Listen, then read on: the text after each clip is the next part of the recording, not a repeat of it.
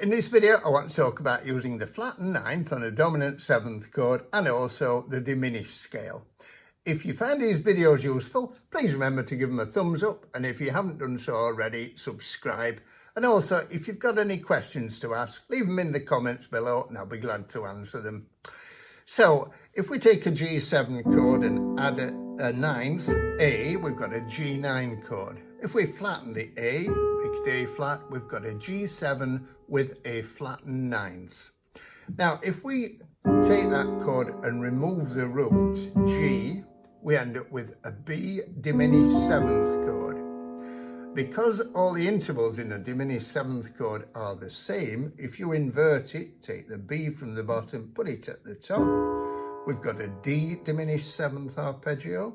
Take the D and put it at the top, we've got F diminished seventh and A flat diminished seventh. So whenever you land on either the third, the fifth or the seventh of a dominant seventh chord, you can proceed with a diminished seventh arpeggio. So in the introduction, in the first example, I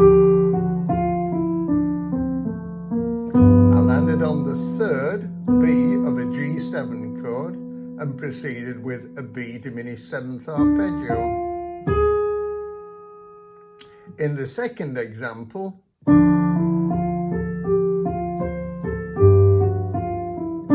I got to the fifth of G7, D, I played a D diminished seventh arpeggio.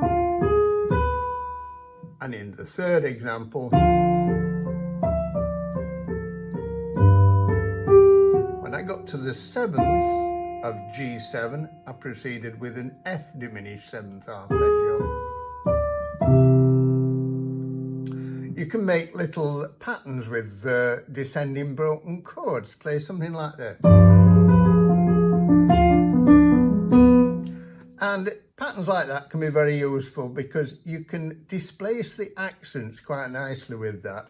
If you, every time the chord goes down and then comes back up, accent the note when it goes back up.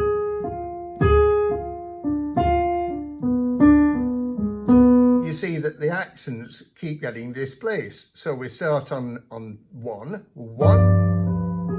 and then we get an accent on the upbeat after two, then on four, after what, the upbeat after one, then on beat three, the upbeat after beat four. And that can break the monotony of just a constant quaver line where the accents fall in the same place all the time.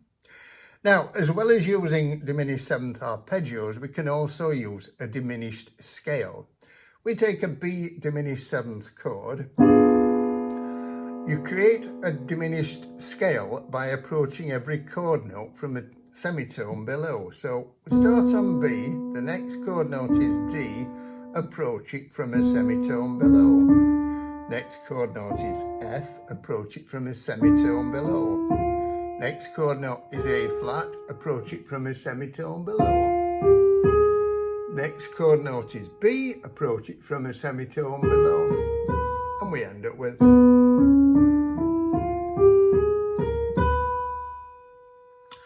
And we can adapt any of the patterns that I played at the beginning. For instance, instead of just doing the straightforward B diminished seventh arpeggio,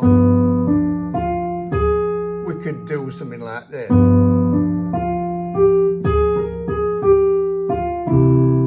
So I put a little triplet in there and use part of the diminished seventh scale. Or you could do something like that.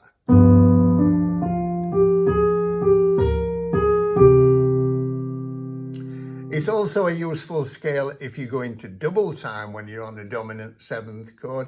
You can create little patterns like this.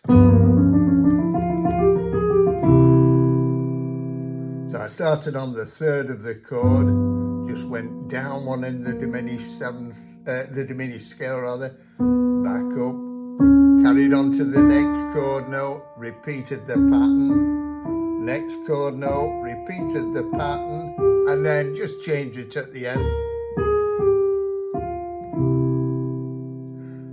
Okay, hope you found that useful. See you in the next video. Thank you.